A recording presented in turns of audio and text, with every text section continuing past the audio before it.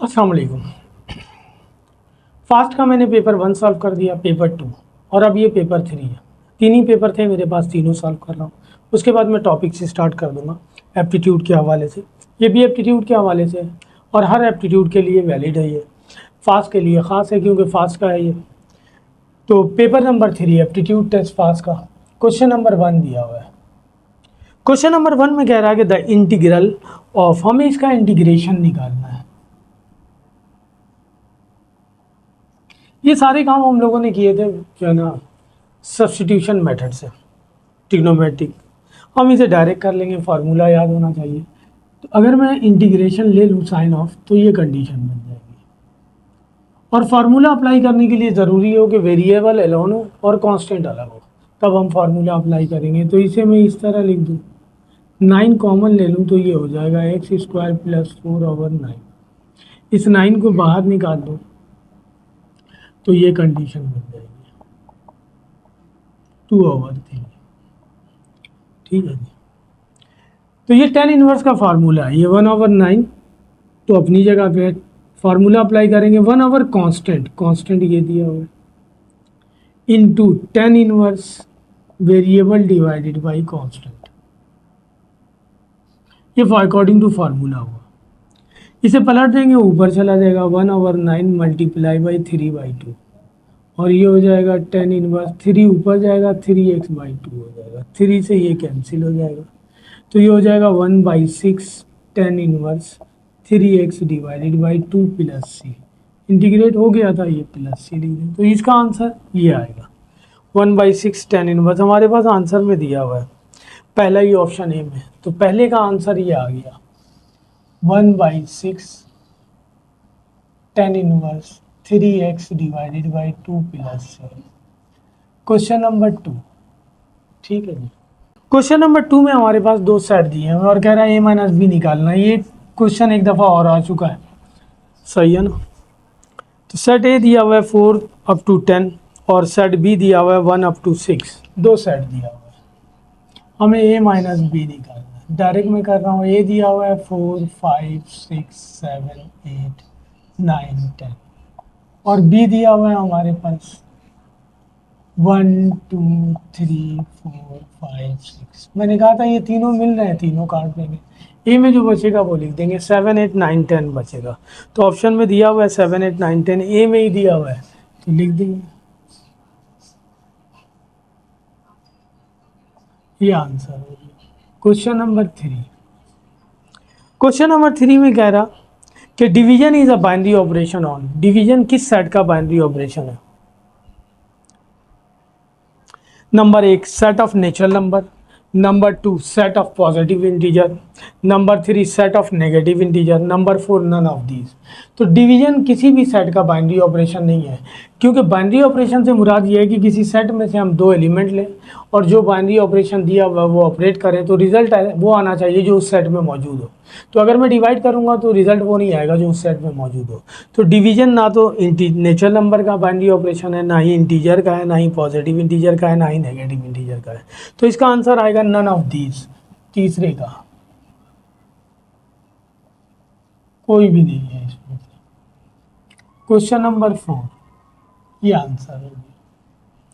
Question number 4 में कह रहा है the slope of line passes through the point. दो पॉइंट दिया हुआ है, स्लोप निकालना है।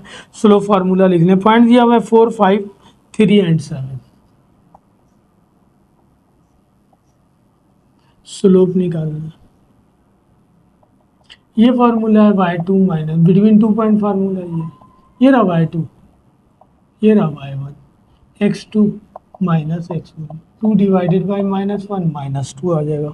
ऑप्शन में आंसर दिया हुआ है बी में -2, तो आंसर लिख देंगे। Question number 5। क्वेश्चन नंबर 5 में कह रहा हमें इंटीग्रेट करना है। ये दिया हुआ है a⁻x dx, ये तो कांस्टेंट है, सही है। तो इसका डायरेक्ट इंटीग्रेशन मौजूद है हमारे पास। फार्मूला ये a⁻x divided by ln a + c। जब भी किसी कांस्टेंट की पावर वेरिएबल गिवन हो, इसका डेरिवेटिव चेक करेंगे, मौजूद है तो लिखेंगे 2⁻x divided by ln constant, यहाँ कांस्टेंट ए लिखा + c। तो हमारे पास फार्मूले में ऑप्शन में मौजूद है ए की power x l n a plus c, B में ऑप्शन दिया हुआ है ये आंसर हो जाएगा। Question number 6, order pair form में दिया हुआ है, हमें प्रोडक्ट निकालना है। मैंने आपको दोनों फॉर्म में करके दिखाया था, इससे पहले भी ये क्वेश्चन आ चुका है, कॉम्प्लेक्स फॉर्म में भी कन्वर्ट करके और ऑर्डर पेयर फॉर्म में भी कन्वर्ट करके 2 -1 0 और 1। फार्मूला ये था A C minus B D comma A D plus B C, ये रहा A B C D, A C 0, B D -1, minus पहले से प्लस 1 हो जाएगा, ए डी 2 अंदर 2 प्लस बी सी ये आ जाएगा 0, तो ये आ जाएगा 1,2। तो ऑप्शन में दिया हुआ है हमारे पास आंसर ए में ही दिया हुआ है 1,2।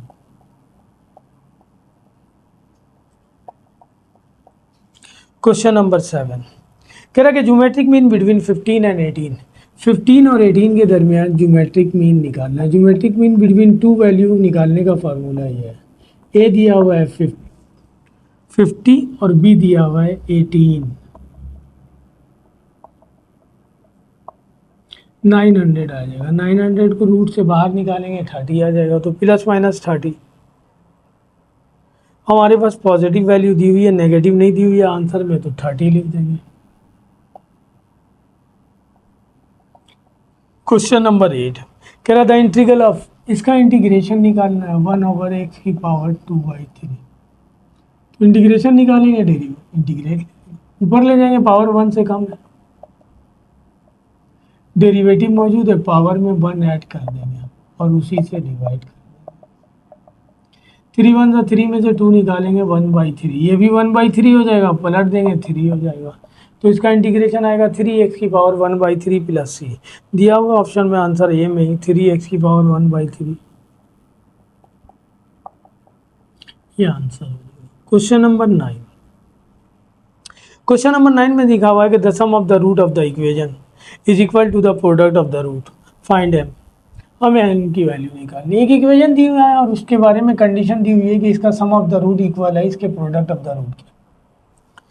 इक्वेशन हमारे पास ये गिवन है x² + x + m, इसका सम ऑफ द रूट निकालेंगे -b/a, इसका मल्टीपल 1 है, a इसका 1 है।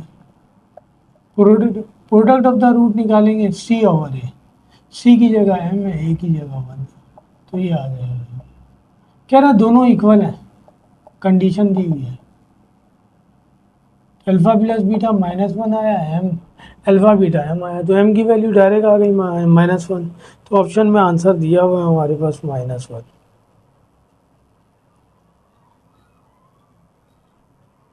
ए में ही ऑप्शन दिया हुआ है -1। क्वेश्चन नंबर 10, ये वही प्रोबेबिलिटी से रिलेटेड है। मैंने कहा कि मैंने प्रोबेबिलिटी बिल्कुल बाकायदा करवा के डाल दी और कॉइन का सवाल है। कह रहा क्या fair coin is toss twice, 2 दफ़ा टॉस किया जी गया, टोटल नंबर ऑफ आउटकम 4 आ जाएगा। और अगर हम सैम्पल स्पेस बनाएंगे तो ये कंडीशन बनेगी, head head head tail tail head tail tail. हमें वो कह रहा what is the probability of both heads, दोनों हेड आ जाए, एक ही चांस है, इवेंट का आउटकम 1 हो गया। प्रोबेबिलिटी ऑफ इवेंट निकालेंगे, small n divided by capital N, 1/4, तो इसका आंसर लिख देंगे 1/4। ऑप्शन में दिया हुआ है ये, ठीक है जी, 1/4 बी में ऑप्शन दिया हुआ है। क्वेश्चन नंबर 11, क्वेश्चन नंबर 11 में कह रहा है कि the nth term of the following sequence, इस सीक्वेंस का nth टर्म निकालना है। सीक्वेंस दिया हुआ है 2 5 10 17। अच्छा, मैंने कहा था कि जब आपको इस फॉर्म में क्वेश्चन दे देगा तो हमें nth टर्म निकालने की ज़रूरत नहीं है, वरना इसे फॉर्म करना पड़ेगा हमें, सही ना, AP में या GP में, फिर nth टर्म जाके निकलेगा। तो हमारे पास आंसर दिया हुआ है, हम चेक कर लेंगे। पहला आंसर दिया हुआ है 2n-3, दूसरा आंसर दिया हुआ है आपके पास n+1, तीसरा आंसर दिया हुआ है आपके पास n² + 1, चौथा आंसर दिया हुआ है 5n-3। अब इन सब में बारी बारी 1 2 3 4 पुट करते जाए, जो इस सीरीज़ को वेरीफाई कर दे वो nth टर्म हो जाएगा। 1 पुट करेंगे 2 1 2, 3 में से 2 निकालेंगे -1, ये नहीं है। 1 पुट करेंगे 1 + 1 2 आ गया। 2 पुट करेंगे 2 + 1 3, जबकि ये 5 है, ये भी नहीं है। 1 पुट करेंगे 1 का स्क्वायर 1 + 1 2 आ गया। 2 पुट करेंगे 2 का स्क्वायर 4 + 1 5 आ गया। 3 पुट करेंगे 3 का स्क्वायर 9 + 1 10 आ गया। 4 पुट करेंगे 16 + 1 17, ये आंसर है हमारे पास। तो आंसर में हम लिख देंगे n स्क्वायर + 1, इस सीक्वेंस का nth टर्म आ गया हमारे पास। क्वेश्चन नंबर 12 कह रहा कि if x + y = 8 and xy = -15। कल भी इस टाइप का एक क्वेश्चन हमने किया था, यानी इससे पहले वाले प्रीवियस पेपर में, वो ए बी फॉर्म में दिया हुआ था। हमें x + y दिया हुआ है 8 और एक्स वाई की वैल्यू दी हुई है 15। हमें कह रहा है x - y की वैल्यू फाइंड करनी। इसे लेकर स्क्वायर कर देंगे बोथ साइड्स, इस प्लस को माइनस में कन्वर्ट कर लें।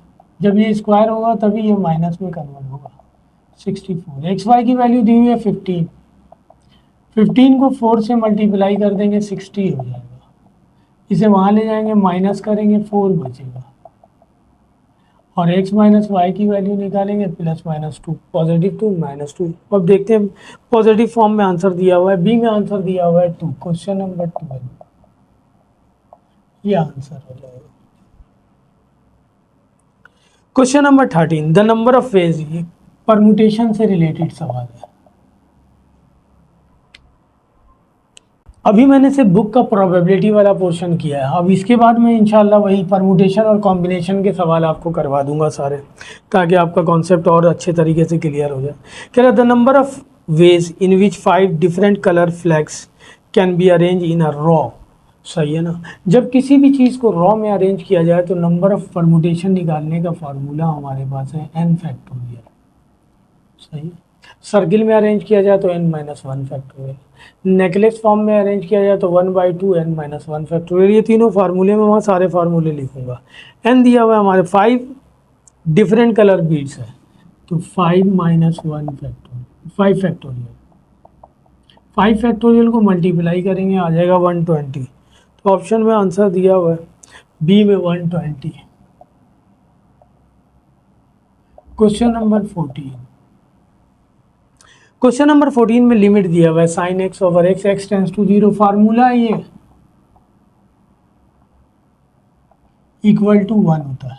और अगर आपको फार्मूला याद नहीं है तो लिमिट वाले सवालों में मैंने बताया कि आप न्यूमरेटर को अलग डिफरेंशिएट कर लें, डिनोमिनेटर को अलग। साइन को करेंगे कॉस और एक्स को करेंगे 1। कॉस 0 लिमिट अप्लाई कर दें, कॉस 0 भी 1 होता है, उस सूरत में भी आ जाएगा 1। आंसर है ऑप्शन में दिया हुआ है बी में। अब हमारे पास कह रहा है कि if y is equal to a x तो देन y प्राइम डिफरेंशिएट करना हमने।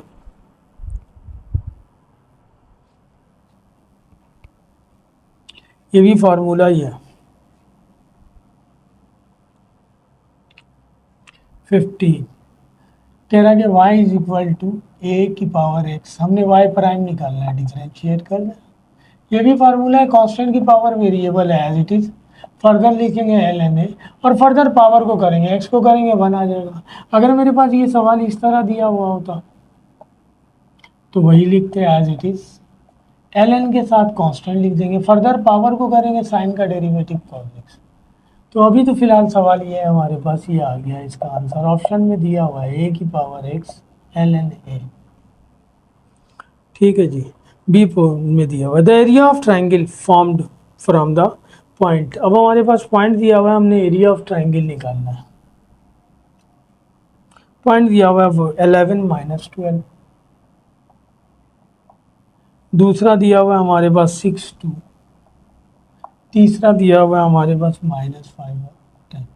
एरिया ऑफ ट्राइंगल जब ये पॉइंट्स दिया हुआ है x1 y1 x2 y2 x3 y3, तो फार्मूला हमारे पास ही है x1 x2 x3। x1 है 11, x2 है 6, x3 है -5। y1 y2 y3 -12 2 और 10 और 1 1 1, ये फिक्स है। एरिया ऑफ ट्राइंगल निकालना है, सिंपल तरीके से सॉल्व कर लें या प्रॉपर्टी यूज़ कर लेते हैं। इसमें से इसको माइनस करेंगे 0, इसमें से इसको माइनस करेंगे 0, यानी रो 2 में से रो 1, रो 3 में से, ये फिक्स्ड है। जब भी एरिया ऑफ ट्राइंगल निकालने के लिए पॉइंट देगा यही काम करेंगे। रो 1 माइनस करना है, 6 में से 11 निकालेंगे -5, 2 में से -12 निकालेंगे, दोनों ऐड हो जाएगा 14, 1 में से 1 निकालेंगे 0, -5 में से 11 निकालेंगे -16, 10 में से -12 निकालेंगे 22, और 1 में से 1 निकालेंगे 0, होगा ये और ये कैंसिल हो जाएगा, 2/2 का हो गया, डायरेक्ट सॉल्व हो जाएगा। 22 को 5 से मल्टीप्लाई कर दें, 5 2 10, 5 2 10 और 1 11। ये 16 को 14 से मल्टीप्लाई कर दें, 16 मल्टीप्लाई बाई 14, सही है ना।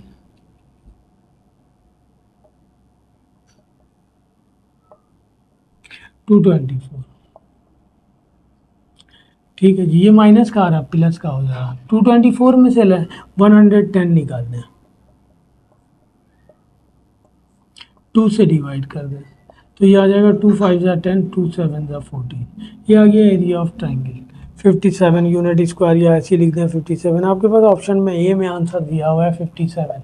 क्वेश्चन नंबर 16 का आंसर है 57, ये आंसर हो गया, ये इसका आंसर था। 17, क्वेश्चन नंबर 70 जो है ना थ्योरी है, कह रहा है कि if the two lines are parallel then their slopes are equal. अगर दो लाइनें पैरेलल होंगी तो उनके स्लोप्स इक्वल होंगे, अगर दो लाइनें परपेंडिकुलर होंगी तो product of their slopes must be equal to -1, तो उनके स्लोप का प्रोडक्ट जो है ना -1 हो। टू लाइंस आर पैरेलल, अच्छा जब कोई लाइन पैरेलल हो तब स्लोप 0 भी होता है, तो यहाँ वो उस तरह की थ्योरी नहीं दी हुई है, कह रहा है कि कंडीशन दी हुई है, if two lines are parallel then their slopes are equal. ये थ्योरी है जो हम यूज़ कर रहे हैं, आंसर में दिया हुआ है equal. Question number 18, question number 18 में वो कह रहा कि the angle formed by the line, जो है ना एक इक्वेशन दी हुई है, x² - 6xy प्लस 9y²। हम इन दो, ये कहलाता है कंबाइन इक्वेशन ऑफ लाइन। इससे अगर हम एंगल फॉर्म करेंगे तो वो एंगल क्या बनेगा ये बताइए। कंबाइन इक्वेशन ऑफ लाइन की बेसिक इक्वेशन, जनरल इक्वेशन ये है 2hxy plus by² equal to 0, ax²। Square का जो मल्टीपल होता है वो a, और xy का जो मल्टीपल होता है वो h, तो ये हो जाएगा -3, और y² का मल्टीपल जो होता है वो होता है b। एंगल निकालने का हमारे पास फॉर्मूला ये है h² - ab divided by b, ठीक है जी।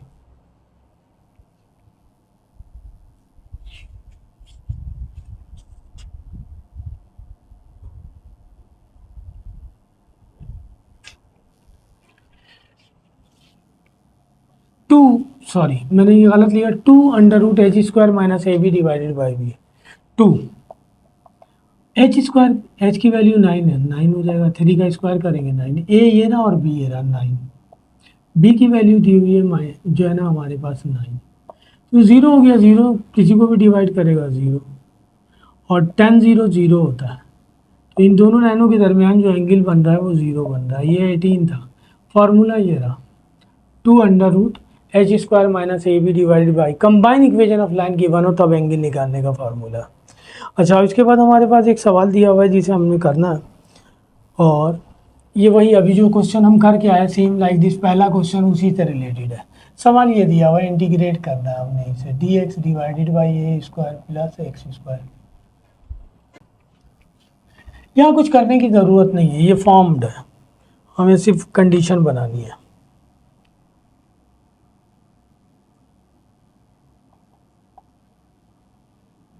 तो इसे हम इस तरह लिख दें,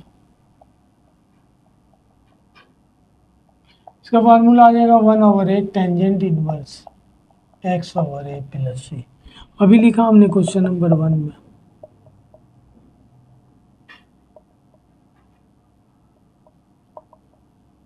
ये आंसर हो जाएगा। क्वेश्चन नंबर 20, क्वेश्चन नंबर 20 में 18 था, 19 था, ये 20।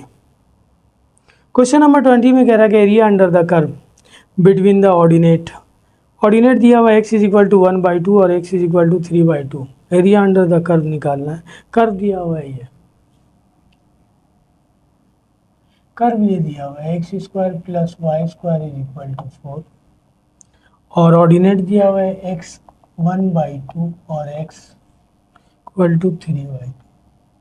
एरिया अंडर द कर्व निकालने का फार्मूला आपके पास ये था, limit a to b y × dx। Limit तो दी हुई है, y की वैल्यू निकालेंगे, y की वैल्यू निकालेंगे तो ये हो जाएगा 4 माइनस एक्स स्क्वायर, वाई की वैल्यू निकालेंगे अंडर रूट में आ जाएगा, तो यहाँ पुट कर दें, लिमिट है 1/2 और 3/2 under root 4 minus x square d x, negative neglect कर देंगे, ठीक है जी। तो यहाँ इसे मैं 2 का स्क्वायर लिख दूँ,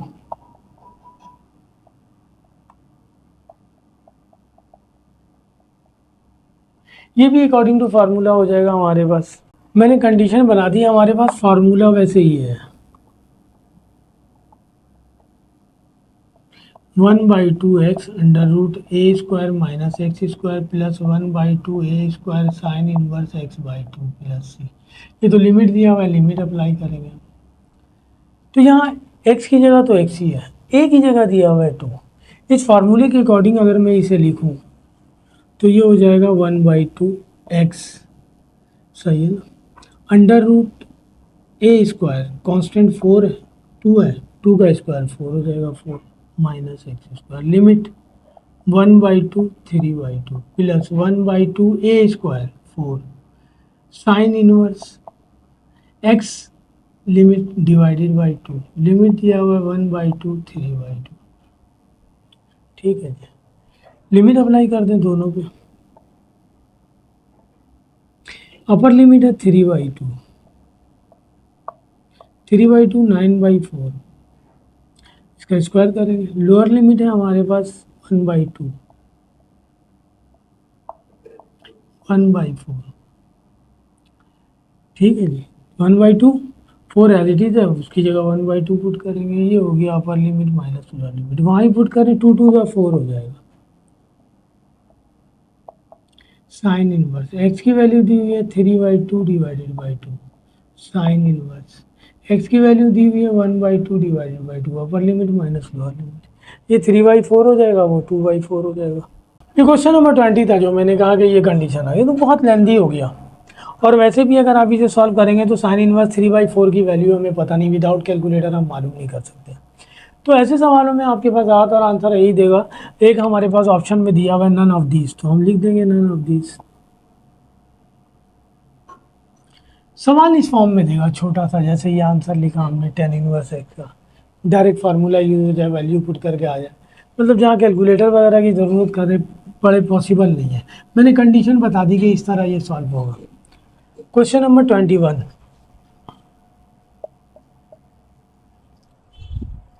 क्वेश्चन नंबर 21 जो है ना वो कह रहा कि the centre of the circle, हमने इस सर्किल का सेंटर निकालना, सर्किल ये दिया हुआ है -12x + 4y -15 इक्वल टू, जाहिर सी बात है सेंटर -g -f से रिप्रेजेंट करते हैं, उसके लिए इसको कंपेयर करना होगा, तो ये नहीं होना चाहिए, ये अलाउन होना चाहिए। 4 कॉमन ले लें तो ये बच जाएगा एक्स स्क्वायर, 4 3 12, ये y बच जाएगा, ये आ जाएगा 15/4। इसको कंपेयर कर लें इससे,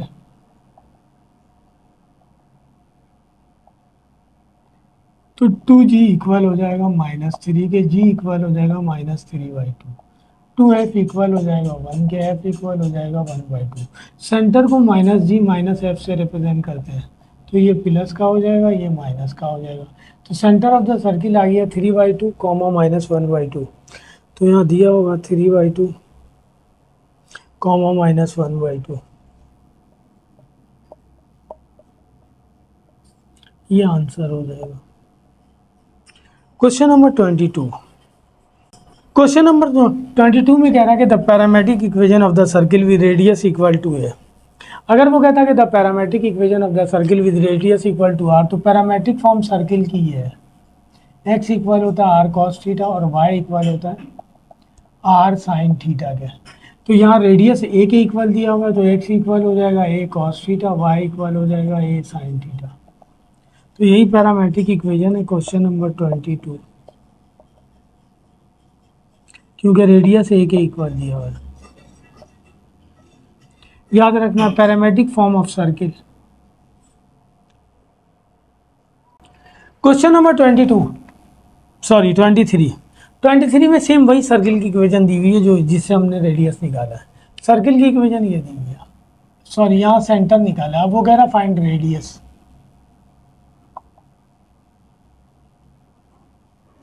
प्लस 12x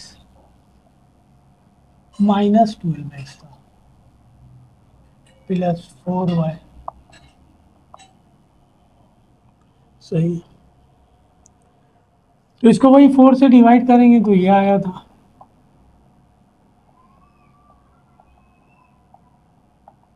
अब इसको कंपेयर करेंगे तो जी एफ निकाला हुआ है हमने, वही जी निकालेंगे तो आ जाएगा -3/2। एफ निकालेंगे तो आ जाएगा 1/2। सेंटर के कोऑर्डिनेट -g -f होता है तो ये प्लस का हो जाएगा, ये माइनस का। और यहाँ से सी निकालेंगे तो -15/4। रेडियस निकालने का फॉर्मूला ये है g² + f² - c। जी की वैल्यू दी हुई है 3/2 9/4। एफ की वैल्यू 1/2 1/4 और ये माइनस माइनस प्लस 15/4। ये 4 एलसीएम आ जाएगा 9 + 1 + 15। ऊपर आ जाएगा 25, नीचे आ जाएगा 4 तो आ जाएगा 5/2। तो क्वेश्चन नंबर 23 का आंसर आ गया 5/2। ऑप्शन में दिया हुआ है हमारे पास 5/2। सही ना ऑप्शन बी में। आइए क्वेश्चन नंबर 24 करते हैं। क्वेश्चन नंबर 24 में कह रहा है कि find the length of tangent. हमने लेंथ ऑफ टेंजेंट निकालना है जो इस पॉइंट से ड्रॉ किया गया है इस सर्किल पर। सही ना, कौन है ये इलिप्स है। पहले हम इलिप्स को फॉर्म कर लें। 2 कॉमन ले लें 3/2 हो जाएगा। इस 3/2 को वहाँ यहाँ ले लें। लेंथ ऑफ टेंजेंट निकालने के लिए जो भी कॉनिक दिया हुआ है ना उसको एज इट इज लिख देंगे अंदर, और जो पॉइंट दिया हुआ है इसमें पुट कर दें। x की वैल्यू -4, y की वैल्यू 6 और ये -3/2। ये हो जाएगा 16 + 36 - 3/2। ये हो जाएगा 51 2 -3/2। 2 एलसीएम आ जाएगा, ये आ जाएगा 104 - 3। ये बच जाएगा 101 / 2। ये इसको डिवाइड करेंगे 50.5 आएगा। 50.5 का एलसीएम निकालेंगे। 50 अगर 49 होता तो डायरेक्ट 7 लिख देते। 49 से 1.5 ज़्यादा है तो इसका मतलब 7 पॉइंट समथिंग आएगा। तो इसमें एक ऑप्शन में आंसर दिया हुआ है सी में 7.1, तो वही आंसर होगा इसका। लेंथ ऑफ टेंजेंट निकाला। 25 में वो कह रहा कि equation of the parabola whose vertex दिया हुआ है 0 0। इसका मतलब पैराबोला ओरिजिन पर फोकस दिया हुआ है 0 -3। वर्टेक्स उसने बता दिया 0 0, इसका मतलब पैराबोला ओरिजिन है। और फोकस के कोऑर्डिनेट y एक्सिस पर दिया हुआ है, इसका मतलब पैराबोला y एक्सिस पर है। तो फोकस से कंपेयर करेंगे तो a की वैल्यू आ जाएगी हमारे पास -3। पैराबोला y एक्सिस पर इक्वेशन ऑफ पैराबोला निकालने का फॉर्मूला है 4ay। a की वैल्यू -3 आ गई, -12y। तो इक्वेशन ऑफ पैराबोला ये आ गया। सही है। x² = -12y, या 12y को यहाँ ले आएंगे तो +12y हो जाएगा। तो ऑप्शन में आंसर दिया हुआ है बी में x² = -12y। ये आंसर हो जाएगा। ठीक है जी। वर्टेक्स से पता चला ओरिजिन पे। पैराबोला की ओरिजिन पर इक्वेशन y एक्सिस वाली ये है, x एक्सिस वाली ये है, y² = 4x। ये चाहिए हमें, फोकस हमें दे देगा। Question number 25।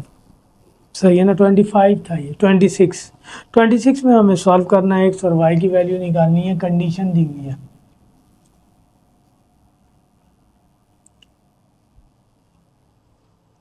ट्वेंटी सिक्स में हमें कंडीशन ये दी हुई है x + 3 आयोटा का होल स्क्वायर = 2y आयोटा। हमें कह रहा है x और y की वैल्यू निकालनी है। तो यहाँ इमेजनरी पार्ट नहीं है, इसे ओपन कर लें। a² + 2ab 2 3 = 6x iota plus b² 9 iota square. ये रियल नंबर की जगह 0 लिख दें। आयोटा स्क्वायर -1 के इक्वल होता है -9 हो जाएगा। ये इसका रियल पार्ट है, ये इमेजनरी पार्ट है। कंपेयर कर लें रियल से रियल को। x² - 9 = 0, x² = 9, x की वैल्यू +-3 आ गई। 6x इक्वल हो जाएगा 2 आएगी, 2 3 = 6, y इक्वल हो जाएगा हमारे पास 3x के। x की वैल्यू पुट कर दें 3, 9 हो जाएगा, माइनस पुट करेंगे -9 आ जाएगा। अब यहाँ पे हमारे पास एक ही टर्म वैल्यू दी हुई है पॉजिटिव वाली, -3 -9 भी गिवन है। ठीक है जी, -3 -9 गिवन है। अगर मैं x की वैल्यू -3 यहाँ पुट करूँ तो -9 आ जाएगा। तो ये वाला आंसर दिया हुआ है इसमें 26 में -3 -9। ए में ही दिया हुआ क्या, unit matrix of order 3/3। Unit matrix हमें बताना है, यूनिट मैट्रिक्स जिसका ऑर्डर 3/3 हो इस टाइप का होता है, जिसका डायगोनल 1 हो, ये मैट्रिक्स होता है। तो ऑप्शन में आंसर दिया हुआ है हमारे पास डी में, तो लिख देंगे 27। 3/3 ऑर्डर का यूनिट मैट्रिक्स ऐसा होता है। Question number 28। क्वेश्चन नंबर 28, एक डिटर्मिनेंट दिया हुआ है जिसे हमने सॉल्व करना है और y की वैल्यू निकालनी है। डिटर्मिनेंट ये दिया हुआ है y² 8 और 9, y4 3, 1 10 6 और इक्वल टू 60। y की वैल्यू निकालनी है, डायरेक्ट सॉल्व कर लेते हैं। ये और ये कैंसिल, 6 4 24 माइनस 30, ये और ये कैंसिल, 6 8 48 माइनस 90, ये और ये कैंसिल, 3 8 24 माइनस 36, ये बच जाएगा -6y²। ये बच जाएगा माइनस का, 90 में से 48 निकाल देंगे 10%, 42 माइनस का, माइनस माइनस प्लस हो जाएगा और ये बच जाएगा 12 इक्वल टू 60। यहाँ से -6 कॉमन लेना, तो ये 2 हो जाएगा, ये वहाँ जाके डिवाइड करेगा -10 हो जाएगा, यहाँ लाएंगे +10 हो जाएगा। क्वाड्रेटिक इक्वेशन बन गई, y की वैल्यू निकालनी है। मिडिल टर्म ब्रेक कर लेते हैं, 4 3 12 होता है। y कॉमन ले लें, y -4, 3 कॉमन ले लें, y -4, दो वैल्यू आ गई, y -4 और y -3। यहाँ से वैल्यू निकालेंगे, y की वैल्यू 4 और 3 आएगी। ऑप्शन में आंसर दिया हुआ है 3 और 4।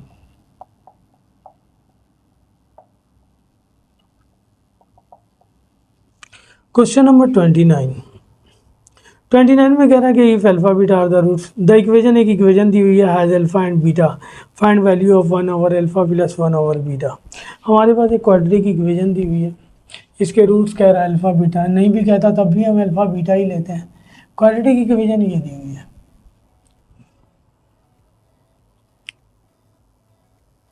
2x² + 6x - 3। हमें वैल्यू निकालने के लिए कह रहा है 1 over alpha plus 1 over beta. इस इक्वेशन से सम ऑफ द रूट निकालने तो ये हो जाएगा -6/2 यानी -3। प्रोडक्ट ऑफ द रूट निकालने तो आ जाएगा -3/2। ठीक है जी, हमें इसकी वैल्यू फाइंड करनी है। अल्फा बीटा एलसीएम आ जाएगा, ऊपर बच जाएगा alpha plus beta. Alpha plus beta की वैल्यू -3, इसकी वैल्यू -3/2। माइनस से माइनस कैंसिल, 3 से पलट देंगे, 2/3 कैंसिल हो जाएगा, 2 आ जाएगा। तो इसका आंसर हमारे पास आ गया 2। ठीक है जी, इसका एलसीएम लिया अल्फा बीटा, ये आ जाएगा alpha plus beta. Alpha plus beta की वैल्यू -3, अल्फा बीटा की वैल्यू -3/2। सॉल्व करके हमारे पास रिजल्ट आ जाएगा 2। ऑप्शन में डी में आंसर दिया हुआ है 2, तो 2 इसका आंसर हो जाएगा। Question number 30। क्वेश्चन नंबर 30 में वो कह रहा कि x + 10 = 14, x - 8 की वैल्यू निकालनी है, x + 10 = 14। हमें कह रहा है x - 8 की वैल्यू क्या होगी। यहाँ से x की वैल्यू निकालेंगे तो 14 - 10 4 हो जाएगा, यहाँ 4 पुट कर देंगे, -8 में से 4 निकालेंगे, माइनस का 4 बचेगा 30। ऑप्शन में आंसर दिया हुआ -4। ठीक है, क्वेश्चन नंबर 30 हो गया। Question number 31। क्वेश्चन नंबर 31 में कह रहा है कि the nth term of the geometric means, सही है ना, सीक्वेंस दिया हुआ है हमारे पास, वही हमने nth टर्म निकालना है। एक ज्योमेट्रिक मीन का सीक्वेंस दिया हुआ है 8, 16√2, 64, ये सीक्वेंस दिया हुआ, हमने इसकी nth टर्म निकालनी है। अच्छा, वैसे उसने बता दिया ज्योमेट्रिक मीन है, तो हम फार्मूला भी यूज़ कर सकते हैं, लेकिन वही हम पुराना तरीका यूज़ करेंगे। हमारे पास ऑप्शन में आंसर दिया हुआ है, पहले में n√2, दूसरे में आंसर दिया हुआ है n√2 की पावर 2, थर्ड में ऑप्शन दिया हुआ है हमारे पास 2√2 की पावर 2, फोर्थ में ऑप्शन दिया हुआ है 2√2 की पावर n+1। यहाँ तो n नहीं है, ये तो वैसे ही नहीं हो सकता। अब अगर मैं n की जगह 1 पुट करूँगा तो √2 आ जाएगा, ये तो 8 है, ये भी गया। n की जगह 1 पुट करूँगा तो √2 का स्क्वायर, 1 को √2 से मल्टीप्लाई करूँगा, √2 का स्क्वायर 2 होता है, सही है ना। तो ये तो 8 दिया हुआ है, यहाँ पे आ जाइए।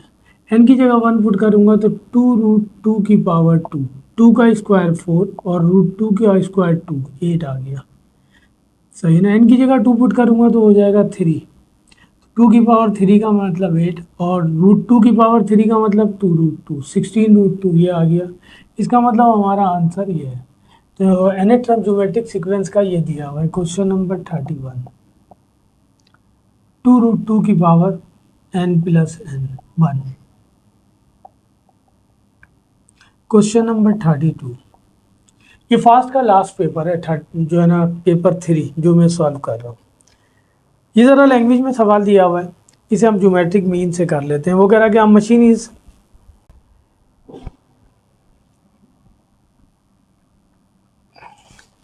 मशीन इज डेप्रिशिएटेड है, ज़रा लैंग्वेज लिखा हुआ है डेप्रिडेटेड, कोई मसला नहीं चलेगा, गलती हो जाती है लिखने से। मैंने भी एप्टीट्यूड में डबल पी लगाया हुआ था तो एक ही पी होता है। कह रहा machine is depreciated at a rate of 10%। कह रहा एक मशीन है जिसकी वैल्यू 10% के हिसाब से पर मंथ या पर annum उसकी रेट गिर रही है। सही ना। On reducing balance the original cost was race, उसकी ओरिजिनल कॉस्ट है 10,000। आफ्टर हाउ मेनी ईयर्स, कितने सालों बाद it will be valued race जो है ना 8,100। सही है ना। तो उसका डेप्रिशिएट कर रहा वो 10% के रेट से, ठीक है जी। तो हम फार्मूला लगा लें कि आफ्टर हाउ मेनी ईयर्स, हम लेट कर लेते हैं कि आफ्टर n ईयर्स, कितने सालों बाद उसकी वैल्यू इतनी हो जाएगी 8,100, ये दिया हुआ है। और यहाँ लिख दें 1 माइनस 10% जो डेप्रीशिएट कर रहा। 1 माइनस 10% का मतलब 10 डिवाइडेड बाई 100%, खत्म कर दे तो power n, how many years, n years के बाद, सही है ना। डेप्रीशिएट कितने ईयर के बाद जो है ना उसकी वैल्यू इतनी हो जाएगी। ये डेप्रीशिएट हो रहा है इसलिए पावर n ले लिया। इसे मैं लिख दूंगा 10⁻⁴। ये कैंसिल हो जाएगा, बच जाएगा 1 माइनस 1/10। इसको सॉल्व करेंगे तो आ जाएगा 9/10। ये लेफ्ट हैंड साइड ऐसे ही चल रहा। इसे हम सॉल्व करें तो लिख दें 10⁻⁴ और ये हो जाएगा 9 की पावर n, 10 की पावर n, सही है। और ये हो गया हमारे पास, या इसे 10⁻⁴ ना लिखे, यही लिखा रहने दें, चलता रहेगा, ज़रा सॉल्व करने में आसानी होगी। इसे मैं यहाँ ले आता हूँ 10,000, ठीक है। इसे कैंसिल करूँगा तो ये बच जाएगा 81 डिवाइडेड बाई 100 और वहाँ बच गया 9 की पावर n डिवाइडेड बाई 10 की पावर n। इसे भी बेस सेम कर दें, इसे मैं यूँ लिख सकता हूँ 9/10 की पावर n और इसे मैं लिख सकता हूँ 9/10 की पावर 2। बेस सेम है, पावर एक दूसरे के इक्वल हो जाएंगे। तो 2 साल के बाद उसकी वैल्यू, मशीन की वैल्यू 10,000 से गिर कर कितनी हो जाएगी 8,100। तो इसका आंसर है 2, सही। तो वैसे बेसिक मैथ का सवाल है।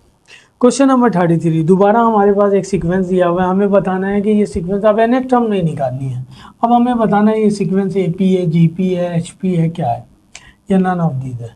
सीक्वेंस दिया हुआ है हमारे पास 4 3 9/4।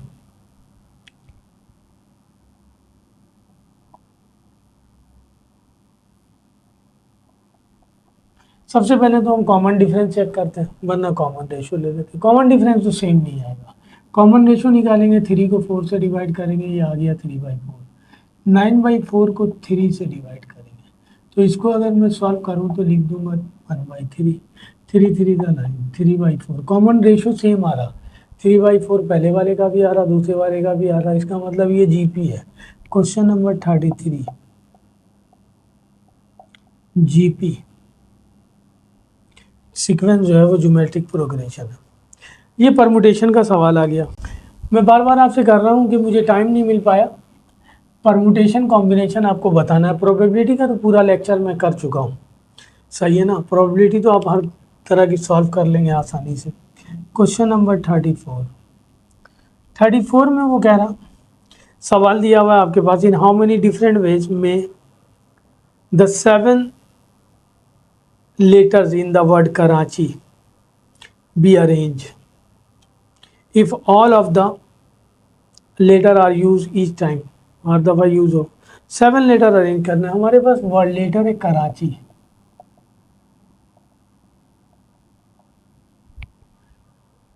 सही है। ये परमुटेशन का तो डेटा है। जैसे इससे पहले हमने टेबल को अरेंज, टेबल में से 3 लेटर लेकर अरेंज करना था। ये एक ऐसा लेटर है जिसमें हर वर्ड अलग अलग है, लेकिन कराची एक ऐसा लेटर है जिसमें कुछ एक तरह के हैं। तो उस सूरत में नंबर ऑफ फेज निकालने का फार्मूला हो जाएगा n divided by n over r। तो n दिया हुआ है हमारे पास 7 है और 2 एक जैसे हैं। जो 2 एक जैसे हैं वो हम यहाँ लिख देंगे 2। तो इसको हम सॉल्व करेंगे तो इस तरह लिखेंगे 7 factorial divided by 2 factorial. 7 factorial का मतलब 7 6 5 4 3 2 और ये 2 फैक्टोरियल। अब इन सबको मल्टीप्लाई कर दें, हमारे पास आंसर आ जाएगा। इन सबको मल्टीप्लाई करेंगे तो आंसर आ जाएगा। वैसे तो आपको बाई हैंड ही करना है। तो ये आ जाएगा आपके पास 7 6 42 और 5 4 30 20। 20 को 3 से मल्टीप्लाई करेंगे 60। इन दोनों को मल्टीप्लाई करना है।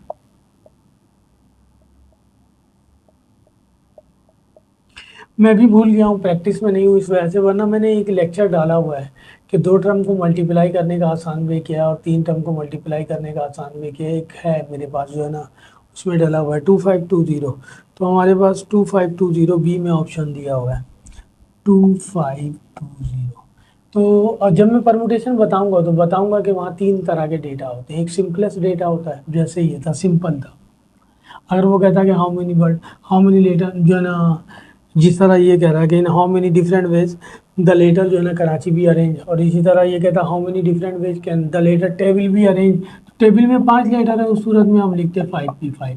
ये इस वजह से लिखते हैं कि ये डेटा सिंपल है, इसमें जितने लेटर इस्तेमाल हुए हैं 1 टाइम इस्तेमाल हुए हैं। यहाँ पे एक से ज़्यादा टाइम ये है हमारे पास। तो हम लिखेंगे बाकायदा फार्मूला इसका, जब इसे परमुटेशन में करूँगा इंशाल्लाह जल्दी ही कर दूँगा आपके लिए ताकि आपको आसानी हो। क्वेश्चन नंबर जो है ना 35, क्वेश्चन नंबर 35 में कह रहा how many word can be formed out of the letter of the word जो है ना जेडा। जेडा एक जो है ना हमारे पास लेटर है, उस कितने वर्ड फॉर्म होंगे इन लेटर से। तो वही बात है हमारे पास, ये भी एक ऐसा है।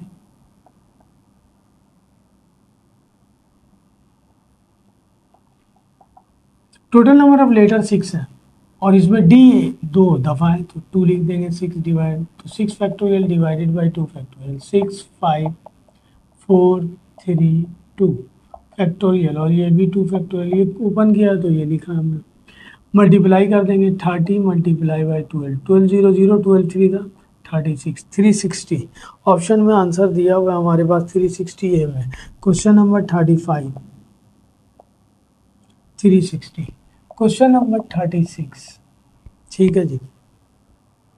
36 में कह रहा है कि विच ऑफ द एक्सपेंशन, एक बाइनोमियल एक्सपेंशन दिया हुआ कंटेन नो पावर एक्स, यानी सिंपल लफ्ज़ों में वो ये कहना चाह रहा है कि which term of the expansion जो है ना टर्म इंडिपेंडेंट ऑफ एक्स। इस एक्सपेंशन की कौन सी term term independent of x है, कौन सी वाली टर्म, 5 6 7। तो हमारे पास एक्सपेंशन ये दिया हुआ है 1/x plus x cube, x square है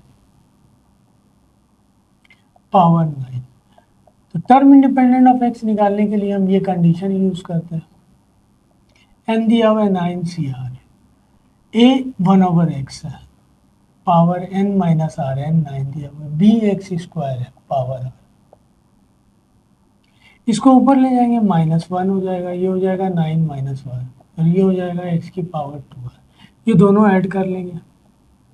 इसको जब ऑपरेट करूँ तो ये हो जाएगा x की पावर 9 प्लस r, और ये इसमें ऐड होगा, बेस सेम है तो 2r। तो ये हो जाएगा x की power 9 plus 3r। Term independent of x के लिए इस वेरिएबल की पावर को हम कंपेयर करेंगे, क्योंकि टर्म इंडिपेंडेंट ऑफ x निकालना है, यानी नो टर्म ऑफ x। तो x की कोई टर्म ना हो तो x की पावर 0, तो -9 plus 3r equal to 0, 3r equal to 9, r equal to 3।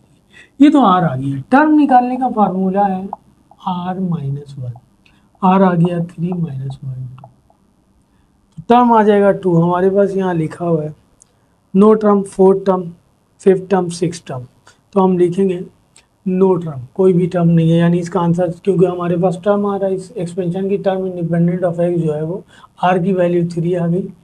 तो सॉरी मैंने गलत लिखा, ये आर इक्वल होता है टी माइनस वन के, तो आर ये माइनस वन यहाँ आ जाएगा, टी हो जाएगा। आर दिया हुआ है 3 प्लस वन, तो इस एक्सपेंशन की फोर्थ टर्म जो है वो टर्म इंडिपेंडेंट ऑफ एक्स है। मैंने फार्मूला गलत लिख दिया था, फार्मूला ये है सही मानों में, याद रखिएगा r equal to t minus one, t minus one.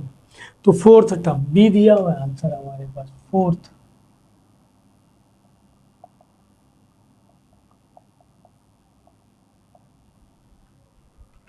Question number 36 में कह रहा है कि विच ऑफ द एक्सपेंशन, एक बाइनोमियल एक्सपेंशन दिया हुआ है, contains no power of x. इस एक्सपेंशन की कौन सी टर्म ऐसी है जिसमें एक्स की कोई पावर नहीं है। इसका मतलब ये हुआ कि which of the term of the given expansion independent of x, independent of x है। आइए निकालते हैं कौन सी टर्म है। टर्म एक्सपेंशन ये दिया हुआ है, ए ये है, बी ये है, एन ये, तो हम पहले एन सी आर ए की power N minus R B की power, term independent of x के लिए यही काम करते हैं। ए दिया हुआ है 1/x 9 माइनस आर, बी दिया हुआ है एक्स स्क्वायर पावर आर। ये तो इसी तरह चलेगा, इसे ऊपर ले जाएंगे minus one, 9 minus one, x की power 2 R, 9 C R, x की पावर माइनस 9 प्लस आर, और ये दोनों बेस सेम है तो ये भी यहाँ ऐड हो जाएगा, तो ये हो गया 9 सी आर, एक्स की पावर माइनस 9 प्लस 3 आर।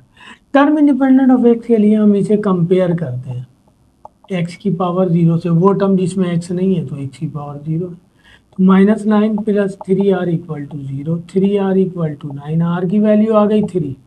हमने टर्म निकालना है, टर्म निकालने का फार्मूला है आर प्लस वन, सही है, और आर निकालने का फार्मूला है टी माइनस वन। आर आ गया 3 और ये 1 दिया हुआ है 4। तो इस एक्सपेंशन की चौथी टर्म ऐसी है जिसमें एक्स मौजूद नहीं है, तो यहाँ लिख देंगे fourth. Question number 37, question number 37 में कह रहा pi radians are always equal to, pi radian equal होता है 180 के,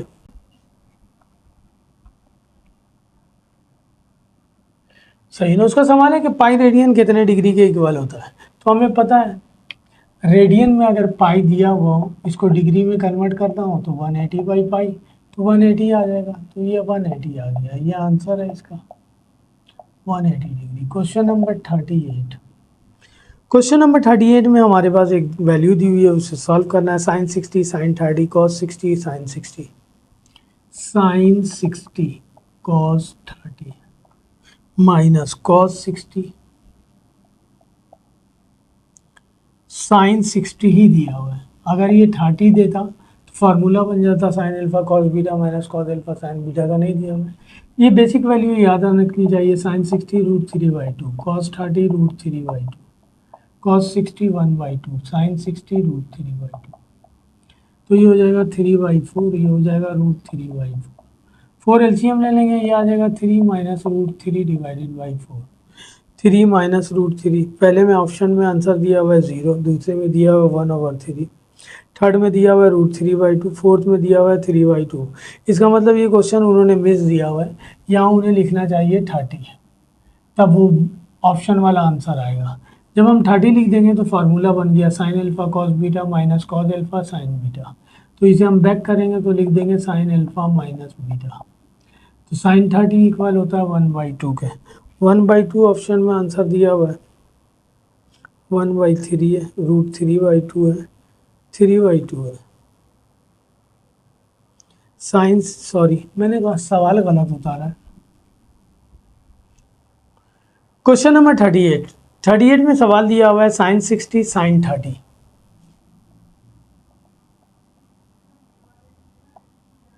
minus cos 60 cos 60 sine 60,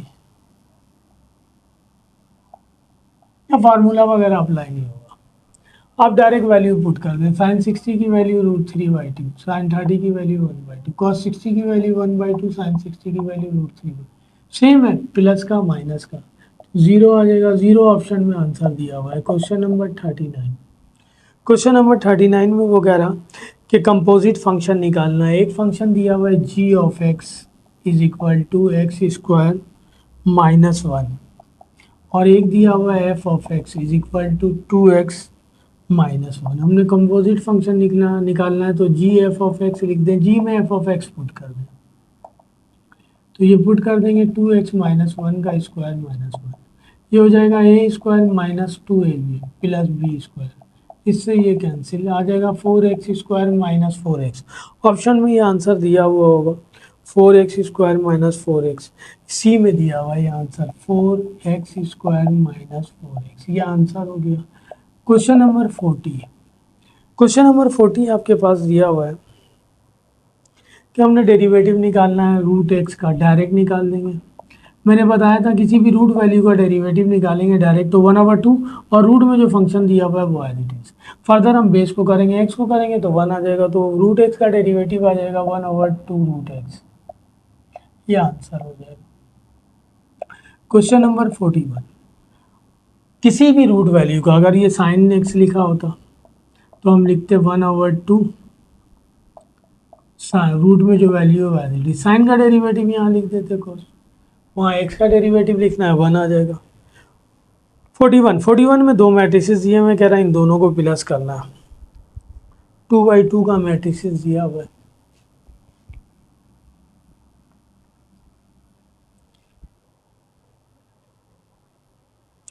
forty one में दो मैट्रिसेस दिए हुए हैं, एक मैट्रिक्स दिया हुआ है ए, ये ए दिया हुआ है 1 2 -1 -1, और एक दिया हुआ है बी, दोनों को प्लस करना है। बी दिया हुआ है हमारे पास ये है, और एक दिया हुआ है बी, चले बी लिख दें। बी दिया हुआ 1 4 1 2, हमें कह रहा है ए प्लस बी निकाल दीजिए। तो आपको पता है प्लस के लिए शर्त क्या है, दो मैट्रिसेस आपस में प्लस या माइनस कब होंगे, जब दोनों का ऑर्डर सेम हो, यानी नंबर ऑफ रो, ऑर्डर क्या होता है, number of row and column present in a matrix. पहली मैट्रिक्स में जितने रो और कॉलम हो दूसरे में भी वही ऐड करना है, तो 1 में 1 ऐड करेंगे 2, -1 में 1 ऐड करेंगे 0, 2 में 4 ऐड करेंगे 6, -1 में 2 ऐड करेंगे 1 आ जाएगा, 2 में से 1, तो ए प्लस बी आ जाएगा। ये देखते हैं ऑप्शन में दिया हुआ है, ए में 1 2 -1 0 6 है। ऑप्शन नंबर डी में दिया हुआ है 2 6 0 और 1, तो आंसर है हमारे पास।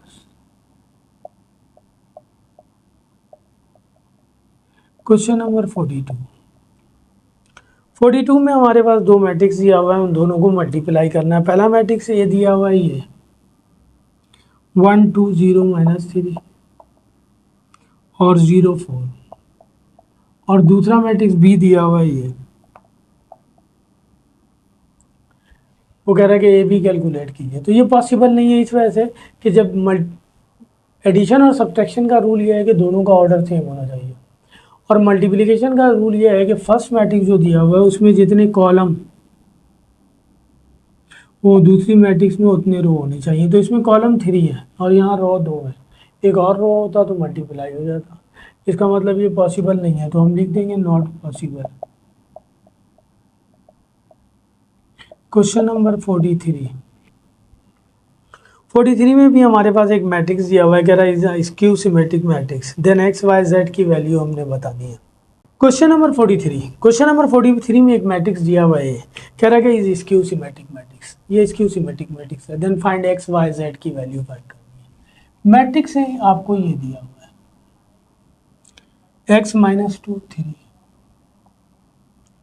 y 0 1 z -1 0। Skew symmetric matrix की डेफिनेशन क्या है, उसकी डेफिनेशन ये है कि स्क्वायर मैट्रिक्स हुज ट्रांसपोज, यानी square matrix whose transpose equal to -a। अगर कोई स्क्वायर मैट्रिक्स दिया हुआ हो उसको हम ट्रांसपोज करें और वो -a के इक्वल आ जाए, then it is said to be जो है ना स्क्यू सिमेट्रिक मैट्रिक्स। तो इसे ट्रांसपोज कर ले, ट्रांसपोज हमें पता है रो को कॉलम में लिख दे या कॉलम को रो में, मैं कॉलम को रो में लिख रहा हूँ, ठीक है जी, x -2 3 y 0 1 और z -1 0, ये आ गया ट्रांसपोज ऑफ अ मैट्रिक्स। और इस मैट्रिक्स ए को ए से माइनस से मल्टीप्लाई कर दें। ये माइनस का है प्लस का हो गया, ये प्लस का है माइनस का हो गया, ये माइनस का, जीरो माइनस का नहीं होता, ये माइनस का, ये प्लस का और ये जीरो। कंपेयर कर लें, हमें एक्स वाई जेड की वैल्यू निकालनी है, तो एक्स की वैल्यू निकालेंगे, इसको इससे कंपेयर करेंगे और कहीं एक्स है नहीं, x equal to minus x, इस x को यहाँ ले आएंगे प्लस एक्स, तो x की वैल्यू जीरो आ जाएगी। y से कंपेयर करेंगे y इक्वल टू टू और z से कंपेयर करेंगे z equal to minus three. आप यहाँ से भी कंपेयर कर सकते हैं, y माइनस टू के इक्वल लेंगे, माइनस से माइनस कैंसिल, y की वैल्यू टू आ जाएगी, माइनस जेड थ्री के इक्वल लेंगे, z की वैल्यू माइनस थ्री आ जाएगी। दोनों सूरतों में वही आएगा। तो एक्स वाई जेड की वैल्यू आ गई हमारे पास जीरो, टू और माइनस थ्री, ऑप्शन में दिया हुआ है। क्वेश्चन नंबर 44, क्वेश्चन नंबर 44 में एक मैट्रिक्स दिया हुआ है, यूनिट मैट्रिक्स, सही है ना, हमने उसे सॉल्व करके बताना है कि इसका आंसर क्या आएगा। 1 0 0 0 1 0 0 0 1, इस पर लिखा हुआ है पावर 4, इसका मतलब इसे 4 टाइम मल्टीप्लाई करना है। किसी भी यूनिट मैट्रिक्स को कितने टाइम ही क्यों ना मल्टीप्लाई किया जाए, रिजल्ट ये थ्योरी है, हम रिजल्ट हमेशा यूनिट मैट्रिक्स आएगा। मैं वैसे ही आपको एक मल्टीप्लाई करके दिखा देता हूँ, 2/2 का, ज़रा आसानी से हो जाएगा। अगर मैं इन दोनों को मल्टीप्लाई करूँ तो 1 को 1 से 1 और 0 को 0 से 0, 1 को 0 से 0, 0 को 1 से 0, ठीक है, पहले रो का काम खत्म। 0 को 1 से 0, 1 को 0 से 0, 1 को 0 से 0 और 1 को 1 से 1, आ गया हमारे पास यूनिट मैट्रिक्स। तो यूनिट मैट्रिक्स पे कुछ भी पावर हो, कितनी मरतबा उसे क्यों ना मल्टीप्लाई कर दिया जाए, रिजल्ट यूनिट मैट्रिक्स आएगा। तो इसका आंसर दिया हुआ है हमारे पास 1 0 0 0 1 0 0 0 1, ये थ्योरी है, याद रखना है आपने, सही है। क्वेश्चन नंबर 45, एक मैट्रिक्स दिया हुआ है, देन जो है ना value of A mod A power 4 निकालना है। मैट्रिक्स ये दिया हुआ है 12 3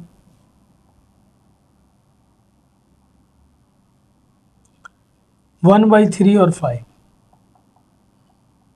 हमें कह रहा फाइंड मॉड ए की पावर 4। पहले हम मॉड ए निकाल लें, इसे हम यूं भी लिख सकते हैं मॉड ए की पावर 4, ठीक है जी। तो मॉड ए निकाल लें, मॉड ए निकालेंगे, मॉड फॉर्म में लिखना है, 12 को 5 से मल्टीप्लाई करेंगे, 63 को 1/3 से मल्टीप्लाई करेंगे, सही है। इस मॉड ए आ गया, इस पर पावर 4 लिख दें, इस पर भी पावर 4 ले लें दोनों तरफ, तो मॉड ए की पावर 4, आंसर दिया हुआ है आपके पास 59 की power 4। Question number 45,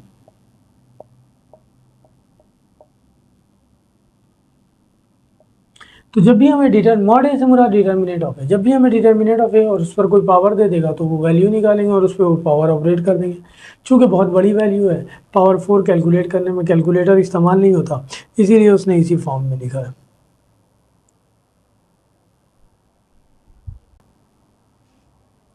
forty six में ये मैट्रिक्स दिया हुआ है, कह रहा है कि इज अ सिंगुलर मैट्रिक्स और बी की वैल्यू फाइंड करनी है। मैट्रिक्स ये दिया हुआ है, मैं इसे डिटर्मिनेट फॉर्म में लिख रहा हूँ क्योंकि वो कह रहा सिंगुलर मैट्रिक्स है। 5 -2 -1 और 10 -4 -2 3 6 में कह रहा है इज अ सिंगुलर मैट्रिक्स, तो डिटर्मिनेट इसका 0 आना चाहिए, सिंगुलर मैट्रिक्स है तो बी की वैल्यू निकालनी है। तो ये 5, ये कॉलम ये रो कैंसिल, इसको इससे मल्टीप्लाई करेंगे, -4b, 2 6 12, माइनस फार्मूले का था प्लस का हो गया, -10, ये और ये कैंसिल, b को -2 से मल्टीप्लाई करेंगे, 2b, ये इससे मल्टीप्लाई होगा +6 +3, ये और ये कैंसिल, 2 को 2 से मल्टीप्लाई करेंगे, 4 4, ये तो 0 हो गया, ख़त्म हो गया, 5 4 20b, ये आ जाएगा 60, ये भी हो जाएगा 20b, ये हो जाएगा 60 इक्वल टू 0। इसका मतलब प्लस का 60 माइनस का 60 और -20 भी, ये तो गायब हो गया, ये माइनस का ये प्लस का गायब हो जाएगा, वैसे वेरिएबल गायब नहीं होता, ये हो गया 20 भी, 20 कॉमन ले लें हम, तो ये बच जाएगा -b + b, सही ना, इसे मान लिया सकते हैं। खैर ये तो माइनस बी प्लस बी हो गया 0, कंडीशन ही वैलिड नहीं हो रही है ना वैल्यू निकालने के लिए। तो बी का रिजल्ट जो आएगा वो हम कह सकते हैं कि रियल नंबर से आएगा। इसमें ऑप्शन में एक दिया हुआ है रियल नंबर, तो हम वही लिखेंगे क्वेश्चन नंबर 46 के b belongs to real number, ये आंसर हो जाएगा।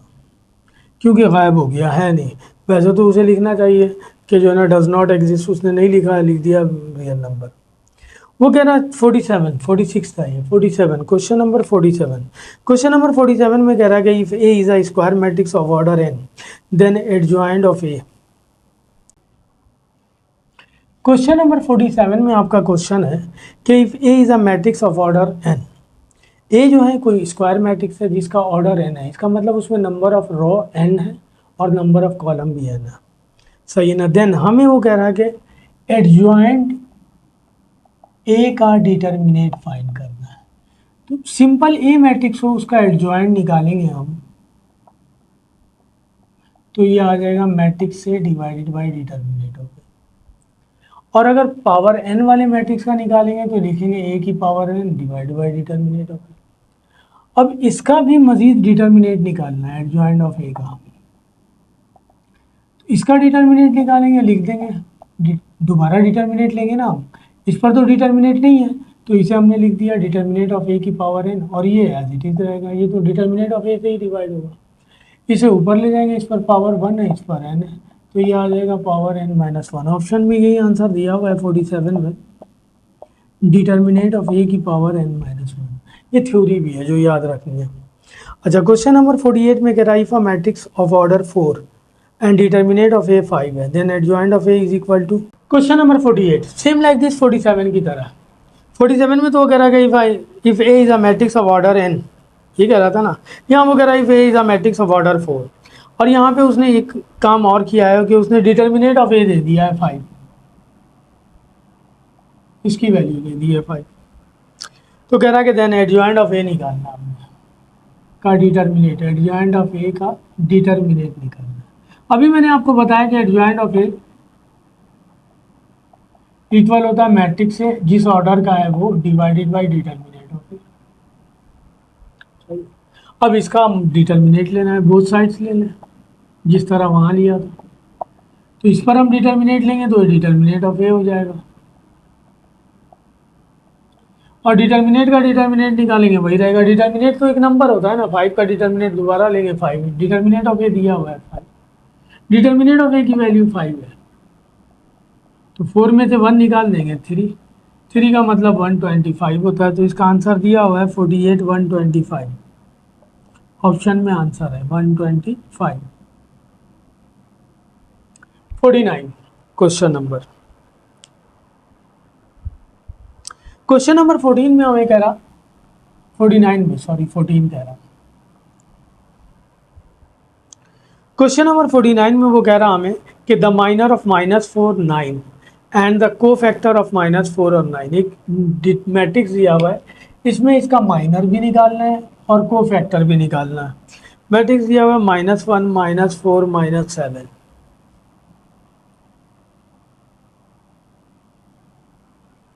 -2 -5 8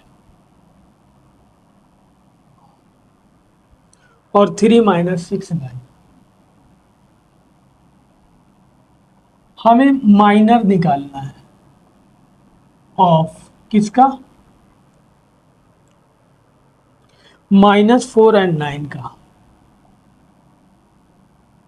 और को फैक्टर भी निकालना है किसका, -4 और 9 का ही। तो जब हम -4 ये रहा माइनर निकालेंगे -4 और 9 का, तो ये जिस कॉलम जिस रो में है कैंसिल, जो बच जाएगा वो लिख देंगे -2 8 3 और 9, सॉल्व कर लेंगे।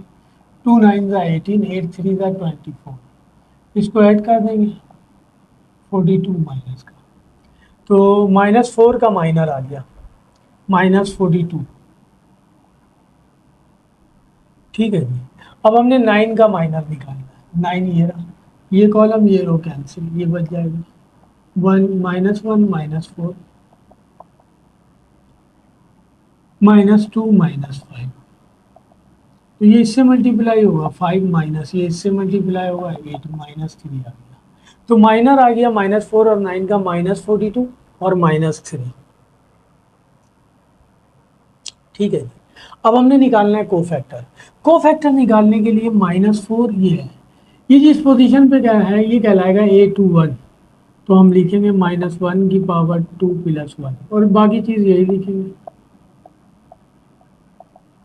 -1 की पावर 3 का मतलब -1 -42 है, इसका आंसर -42 आएगा, +42 हो गया।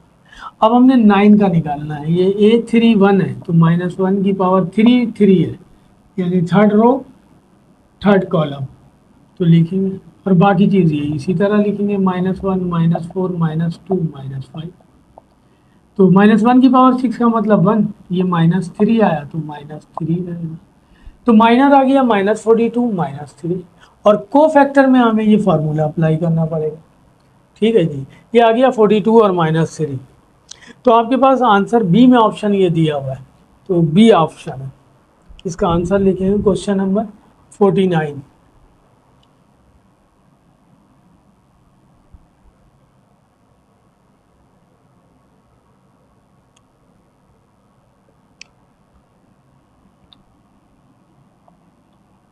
-49 का आंसर आया -42 और -3 और को फैक्टर का आंसर आया 42 और -3, ये आंसर है।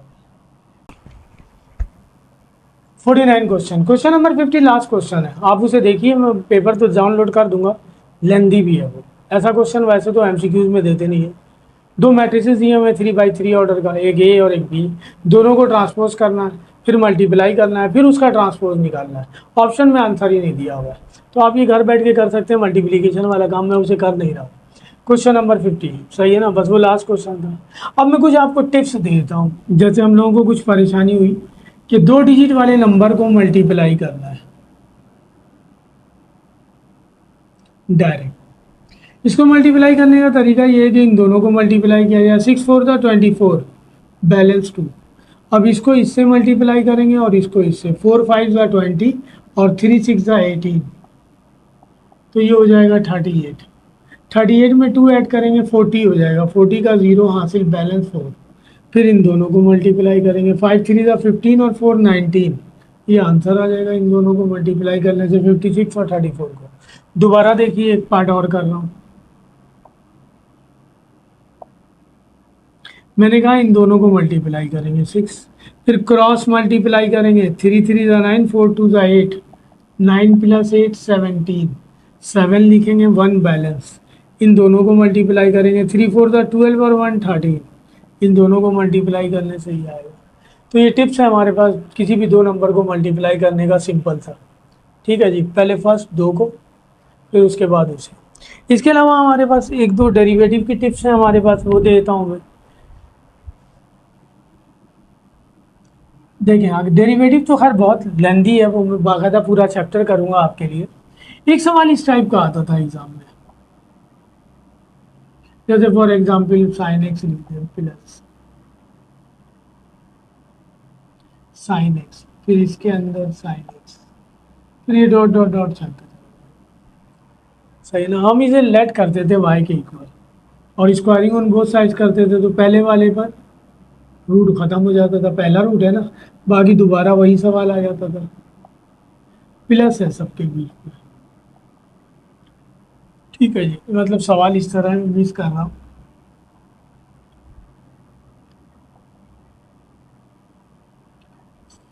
Sign x plus under root sine x plus under root sine x plus dot dot dot.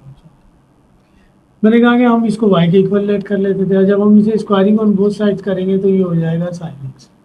ठीक है, ये रूट से बाहर आ गया, बाकी सारा फिर उसी तरह चलेगा।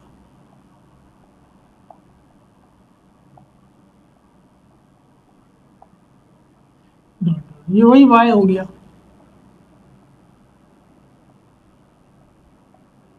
इस y को यहाँ ले आए, बोथ साइड से डिफरेंशिएट करेंगे, ये 2y dy ओवर dx हो जाएगा, ये भी dy ओवर dx हो जाएगा और साइन का डेरिवेटिव कॉस आ जाएगा। तो d y over d x common ले लें तो बच जाएगा 2y-1 और ये कॉस एक्स।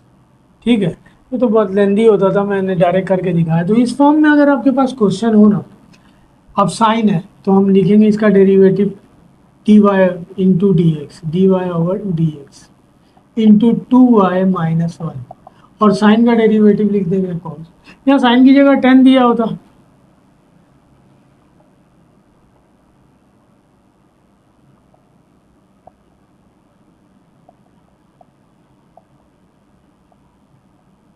तो वही डेरिवेटिव लिखेंगे d y over d x 2y-1 और 10 का डेरिवेटिव यहाँ लिख देंगे सेक स्क्वायर डायरेक्ट। सही है, ये वो मैंने करके आपको दिखाया।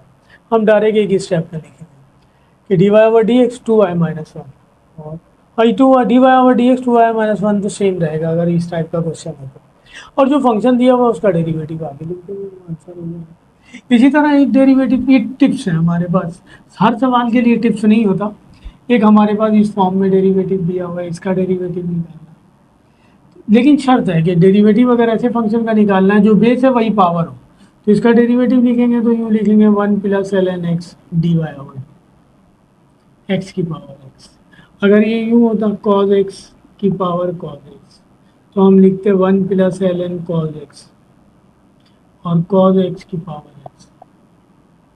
मैंने कहा शर्त है कि जो बेस हो वही पावर हो, जो बेस हो वही पावर हो, तो उसका डेरिवेटिव इस तरह निकालेंगे। तो फास्ट का पेपर 3 भी मैंने सॉल्व कर दिया आपके लिए। ठीक है, बाकी ये 1-2 टिप्स थे जो मैंने आपको दे दिए मल्टीप्लिकेशन के और उसके। वीडियो अच्छी लगे तो लाइक कीजिए, सब्सक्राइब कीजिए। अल्लाह हाफिज़। अब नेक्स्ट टाइम मैं प्रोबेबिलिटी आपको बता चुका हूँ, अब मैं परमुटेशन कॉम्बिनेशन का बनाऊंगा एक टॉपिक और।